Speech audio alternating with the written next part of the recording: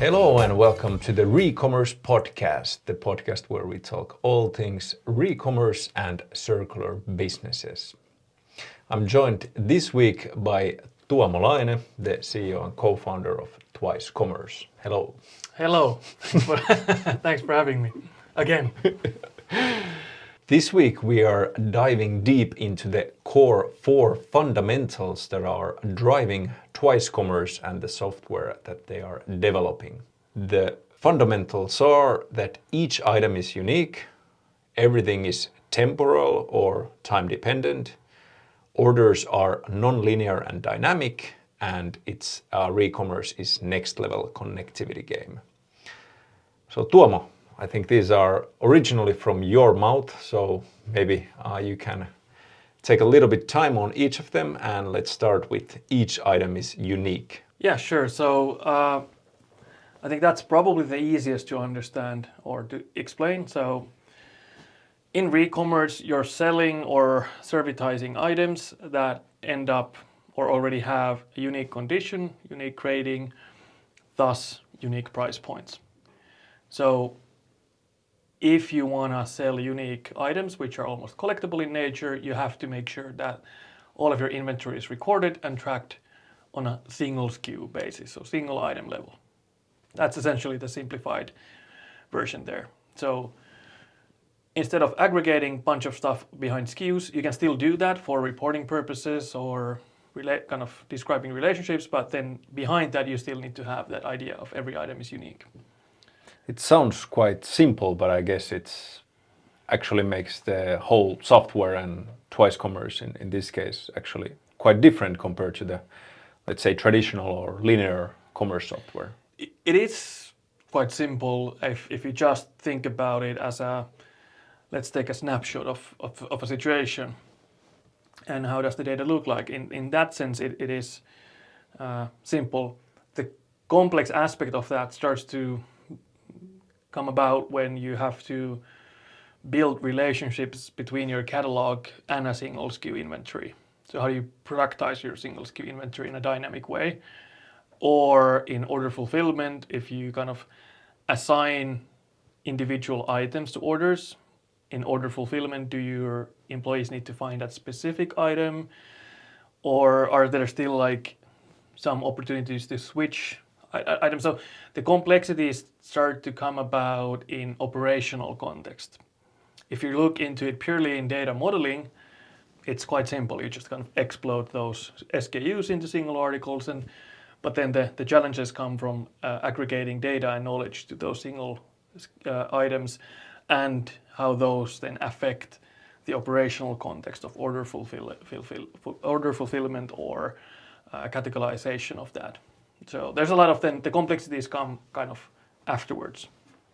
It sounds like in this type of single SKU inventory, where you're tracking each item individually, you're kind of, by default, your catalog is not your inventory. It might not be the same in linear businesses either, but they are maybe more linked to each other.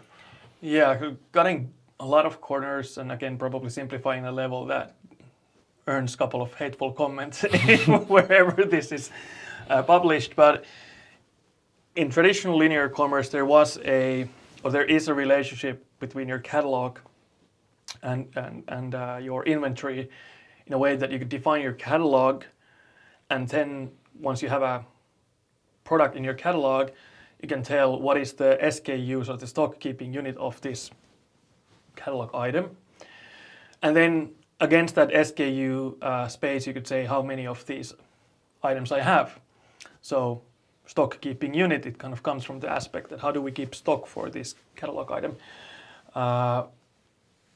So it made things a bit simpler. So you could say that keeping track of stock was kind of keeping track of a number, that a quantity number that goes up and down depending on how much you sell or buy in. Whereas in single SKU tracking, your catalog is a bit more dynamic, especially if you do rentals, for example. So individual items can fulfill that order. And then as that relationship becomes a lot more complex, So does the inventory tracking and all of that.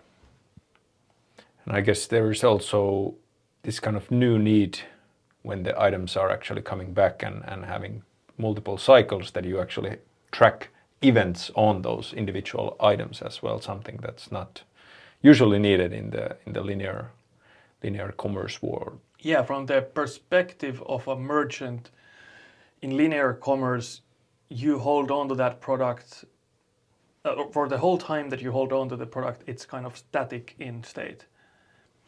And by state, I mean like the condition and price and all of that. You kind of assume it to be. If it wouldn't be, it would be a defected item or something like that.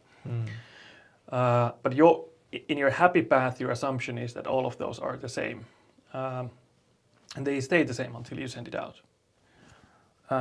And then you might have had to kind of like tip your toes into this water if you tried to professionalize your product returns, for example, and making something out of that. So then you had kind of this item, but maybe a little bit different. It maybe has a scratch somewhere, or it's once used. So you had to start to identify them as maybe a sub SKU of something, like it's this SKU but a bit different. And so, but yeah, in a linear commerce, historically, you could say that they were all kind of similar. But then when we go to re-commerce, items become unique, and as you said, you need to start tracking these kind of events that connect to that item, because they change the nature of that item and the facts about that item.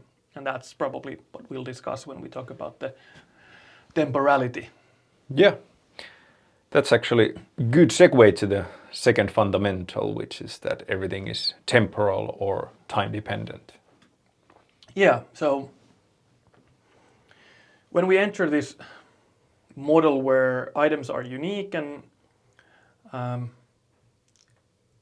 in the subject of the, or kind of in the context of the merchant, items might have been out a few times as part of a rental, or they might have come in as a term of, as a buyback, but they've gone through a more complex and dynamic article life cycle. So they might have gone through multiple inspections, multiple grading processes, multiple rentals.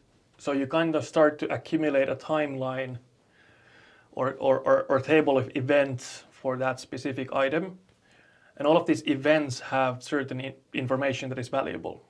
And it's valuable in terms of it helps you, and some of these events might also be in the future. So if you get a future booking for an item, that event might be something that happens maybe in a month.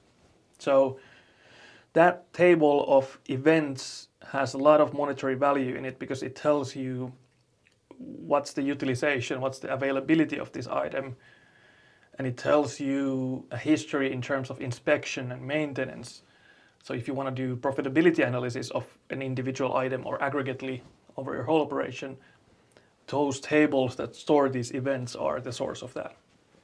And that's why in re-commerce, this aspect of temporality is how we call it, or the time dependence, or this kind of timetable is so important in many aspects.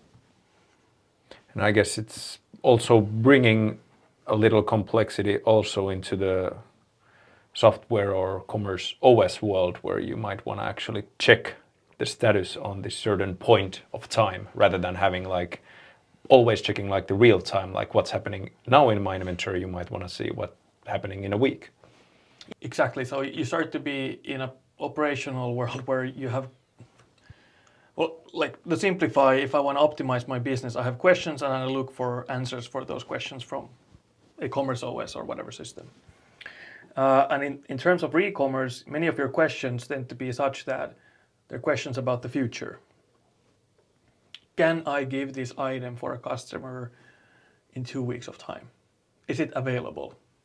That's a question that has a time component built into it. How many times have this item been used at the end of this season? If I want to estimate the value of my inventory at the end of a rental season, or for example, how much money I've spent in repairing this item? So all of these questions have a certain temporal or time-dependent component in it, and that kind of that guides quite a lot the needs behind the system that we're also catering towards.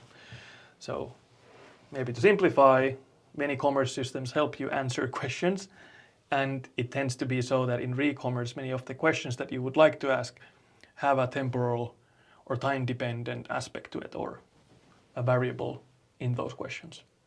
And probably also like when you're looking at back and want to analyze like how did this season go, it might be that the same items are used for multiple seasons, so you want to have a snapshot of, hey, this pair of sporting equipment or something produced this amount of revenue, and maybe even do some calculations like how much of the maintenance and everything happened during a period of time. And I think a kind of a sanity check of when these kind of capabilities might be useful come to play, or every time you kind of start to think about, I need to understand a life cycle of something better, that usually means that you're looking for a solution that helps you understand that time dependency, what has happened and might happen in the future. So recording what has happened, that's kind of keeping log of stuff. And then the more you keep log of stuff in a granular level, the better software is at kind of looking forward and forecasting what might happen. There are kind of future data points that we can be super certain of. If you get a booking in, for example, for a rental, if you get a booking in 2 months in advance, we can be quite certain that that data point will happen then. But we can also look backwards into that log that has happened and try to estimate that even though some events have not yet happened, based on the data, we can be pretty certain that they will happen. Skiing season will be at the same time this year also, so we can start to forecast demand, for example, based on the log that you've had. And the more granular the data has been recorded, and thanks to software, you don't have to yourself kind of handle all of the complexities. But the more granular data you have, the more granular forecasts you can have of the future. And that probably also can help you, for example, plan maintenance. So let's say that you get data that, hey, this item breaks down after 10 rentals. So then it might, if you get that data point somewhere, you might want to maybe service it before it actually breaks down, maybe after 8 rentals on average. So. Definitely, and it might be also that you need to inspect something after every 10th. Maybe it's a regulation thing. If you do, I don't know, zip lines, you probably want to have some kind of a security measurement where after X amount of usage or X hours of usage, you need to kind of check that whether it's safe to use still. And when it's temporal and there are events, then you also have that log that you can kind of go back to and make sure that everything is in order. And yeah, it's kind of an auditable history of everything. And that's also how it connects to re-commerce, maybe, that if you want to turn this inflow of product returns or buyback or whatever into resellable items, you probably also wanted a little bit of an audit on what happened in between of that item entering your ownership and before it gets sold out or restocked to be sold out. So the inspection process, who did it, what did they do, like how long did it take, was there costs connected to those? Some of those might be internal, or it might be a third-party partner, but you need to log that aspect both from business perspective and then just like almost like legal covering your ass perspective, that if something doesn't work out, you might want to go to the audit logs and say that, well, we have the log that says that we did all of these things, that this is just like a unhappy accident, unfortunately, but we have a process in place where we made sure every item has gone through these inspection processes. So it sounds like the whole inventory and everything related to that is quite complex in nature, and I think that's a good segue to the order management and how that is also complex. So the third fundamental is that orders are non-linear and dynamic. Yeah, so it's connected to that life cycle thinking that individual items have life cycles, but so do orders, and then in re-commerce, or let's say in linear commerce, the order life cycle is quite often it's just pick, pack, and ship. You have something, someone buys it, you need to pick it up, you need to pack it, and then you need to ship it to the right place. But in re-commerce, we have the pick, pack, ship, receive, inspect, grade, maybe refurbish, maybe restock, or maybe recycle. We start to have maybe, if else kind of logic built into it, and it doesn't necessarily start from pick. It might start from receiving and kind of figuring out what an item is, what is it made out of, and then not like it is extremely product specific, whether you need to go through all of the phases or some of the phases. It's even brand specific in some operations. So the life cycle is a lot more dynamic in terms of what happens next. Next is defined by a complex rule set. Also, the stages are not like it's more circular in nature when you look at it as a whole. So for example, a booking, you're giving out stuff and then you're kind of assuming that they come back.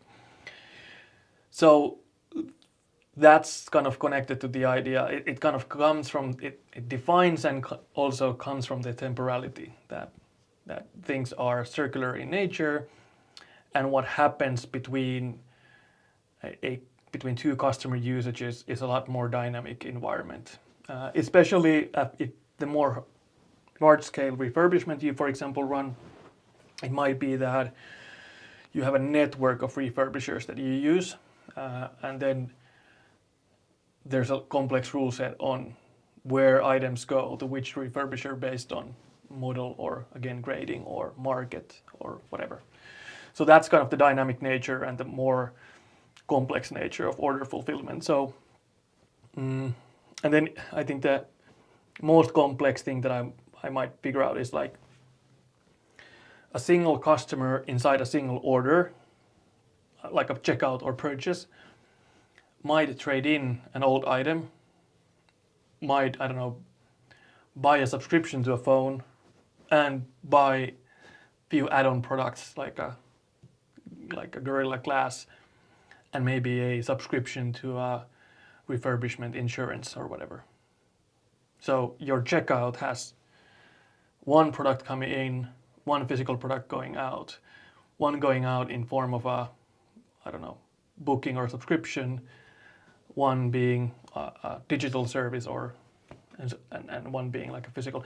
So that you have a lot more complex baskets also happening that all kind of happen in the same context of an order. If we think that an order is being defined by a customer doing a checkout, for example, in your online store. And it can also be in, let's say somebody just comes and actually sells you if you have a buyback program. They just sell you, so the checkout might actually be just completely reverse. Yeah, it's kind of, I'm checking out an order where I'm assuming to give you a item worth $100. So as a consumer, when I leave that checkout, I'm kind of leaving with the idea that I will get $100 if my declaration of the item matches the merchant's assumption of the condition and the pricing they've defined there. So even in that simple sounding example that it's a buyback, that hey, I'm coming and I'm selling my used, let's say like a phone, and by default, let's say that based on my definition, it's worth $100, but that might actually not be like the checkout is that, hey, I'm giving you a phone, you give me 100, but it actually, the first thing might be that it's inspected and graded, and that's when you kind of confirm that, is it actually worth 100 or less or more? And then is that 100 paid in cashback or discounts or whatever? And so but it's a lot more complex and dynamic world when it comes to orders also. So, and then we could throw in the aspect that if you are running, for example, a rental business, let's say a ski resort is running their rentals, an order can also have multiple people in it. So if I'm renting, let's say our family would go out renting skis, each one of us would have different size of skis, and all of those need to be assigned to individual customers. They might be prepared based on our skill levels and whatnot. So orders are not only more dynamic in what they can hold as a value proposition, but also they can involve a lot more customers. So that also brings a lot of complexity. So you have 0 to unlimited number of customers, 0 to unlimited amount of catalog items, 0 to unlimited number of inventory articles, and the inventory articles can be going out or coming in, and then your pricing might be temporal. It might have deposits in it, and you might be giving out cash. So it's a lot more dynamic and complex order object.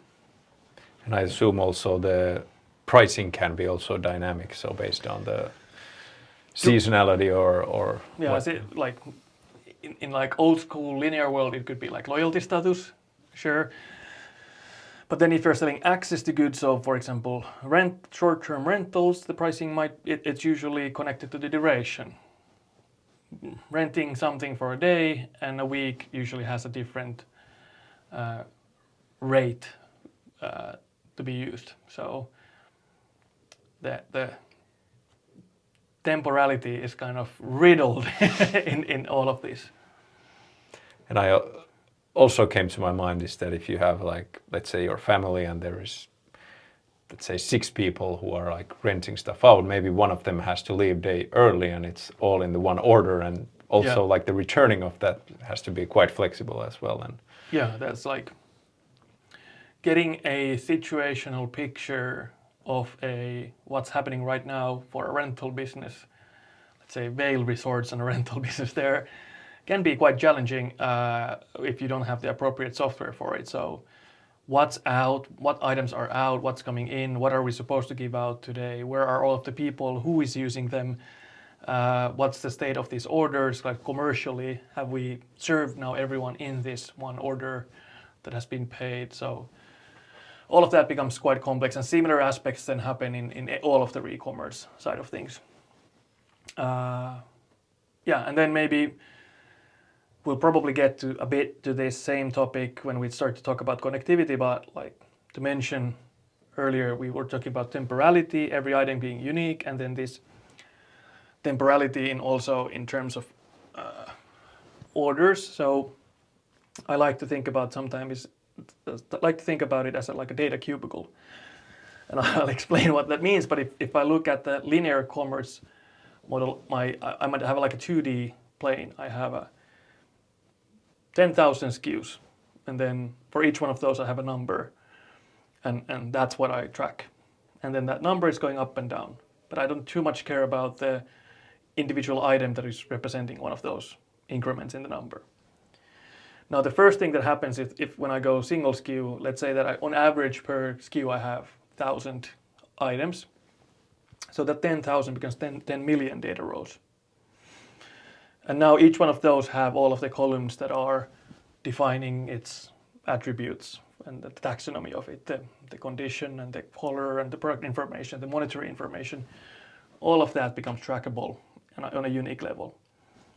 Now we connect temporality to it, which is kind of, again, a new axis. So now we have a 3D cubicle, and it goes from all of the time that these items were created to infinite future.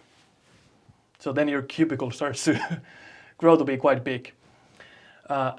This is kind of the cubicle inside which your situational picture as a business lives. And then your business questions start to be, what's the state of this cubicle next year, January 5th? And then you need to go into that cubicle, find the relevant stuff, filter out what is interesting, And computationally, that becomes quite complex.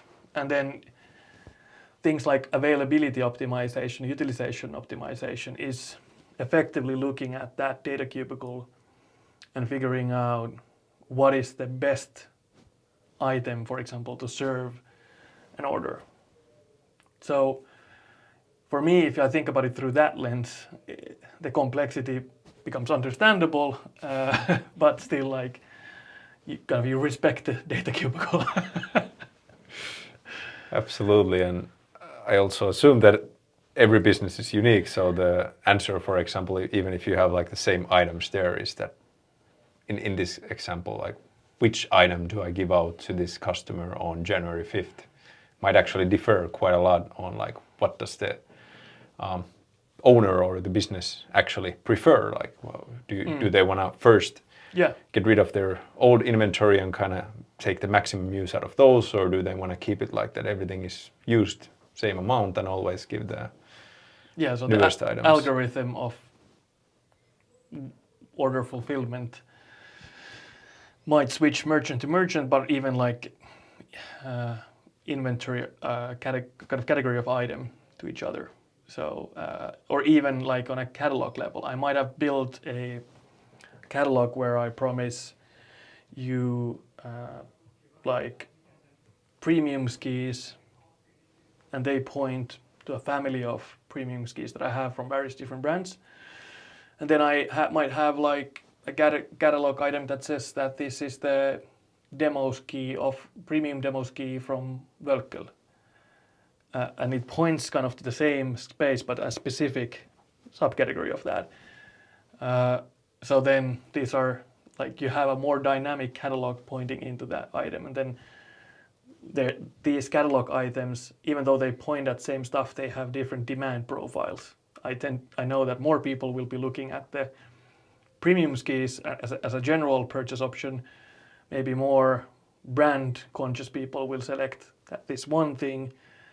So when I try to figure out that what's the optimal ski to give out, I need to also think about your demand profile on a catalog level. It becomes quite complex if you want to really maximize how much money can you make out of a inventory that has been monetized via multiple sales channels and a complex or more dynamic catalog relationship.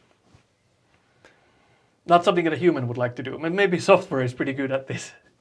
Absolutely, yeah. I think if there is this huge data cubicle, but at the same time you have to be super flexible to the individual needs of like each business, then I guess that's a good time to not talk about software, but more like actually operating system where you are enabling this. Yeah, it's like when you start to design these solutions, it's not designing just like a vertical software necessarily. It's more of like the mindset is building a operational system, operating system. So it's like trying to understand what defines this operating system.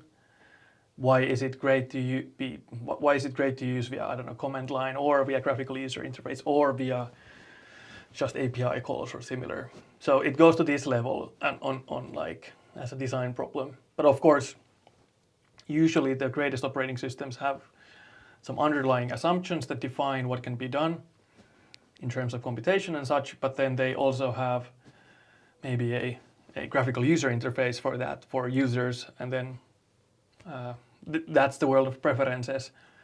Many tend to like, for example, Apple's quite simple, user-friendly approach, but then there's the people that want the kind of granularity and that other OSS might be providing. And where does Twice fit on this scale if you are talking about simplicity, Apple, and then Linux, Unix type of? I think we want to build the Linux. I think already being kind of coming from Finland, you know, Linus Torvalds. It's like I think building Linux would be probably the dream when it comes to the graphical user interface. I think we'd like to be in the Apple category at one day, kind of as an approach, because well, in the age of like AI and AI agents and AI augmented UX, what's the role of UI in 5 years of time? I don't know. It might be that we can spin out quite custom UIs on the fly almost. So maybe the question is then more in the like Linux level stuff and how accessible is it for maybe AI agents via, I don't know, MCP layers and all of that. But maybe that's maybe we want to, as Twice, we are maybe navigating towards that Linux and maybe Apple, hopefully. Sounds like a pretty interesting topic for another podcast episode.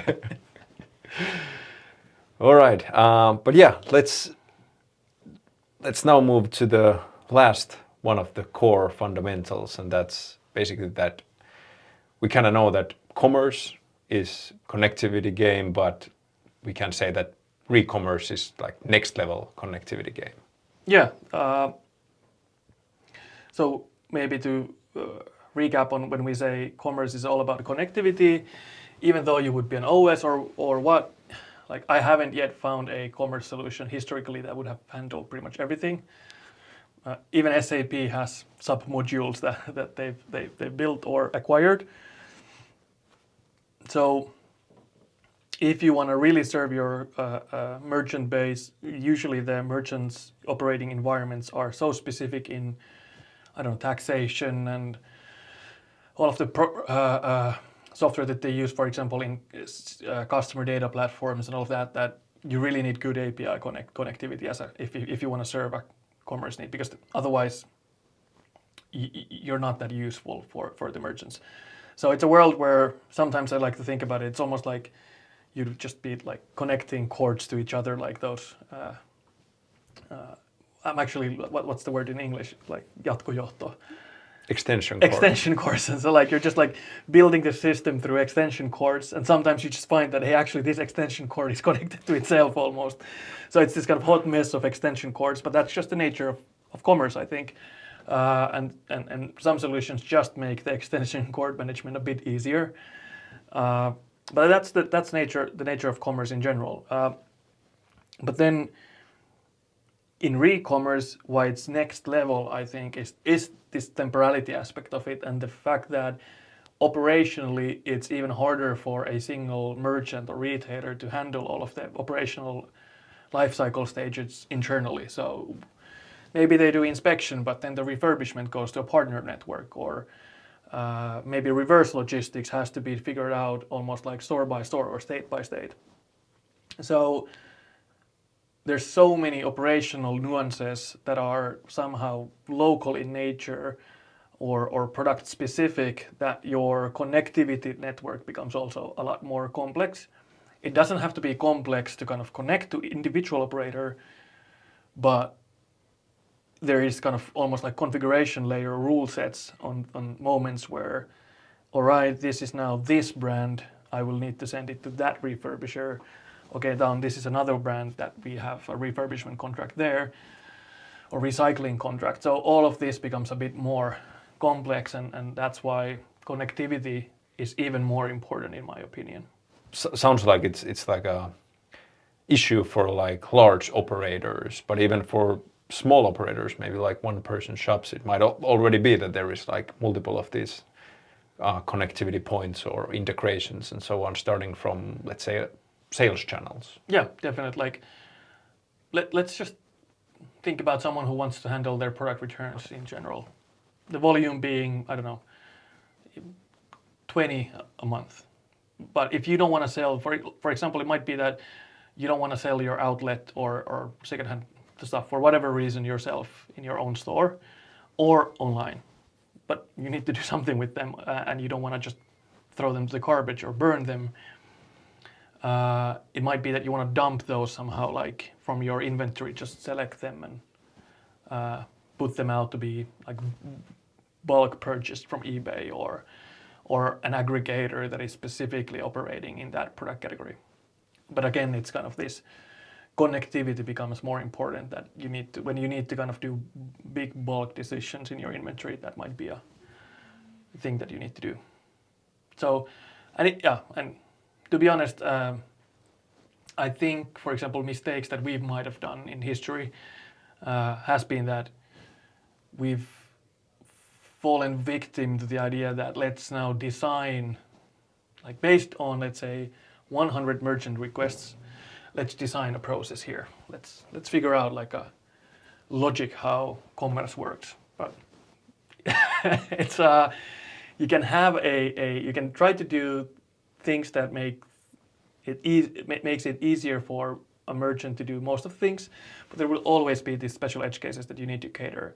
You kind of need to always remember that you're in the business of building OS systems. You can kind of help them forward 80%, but the last mile, the 20%, they need to be able to configure in whatever the way they want.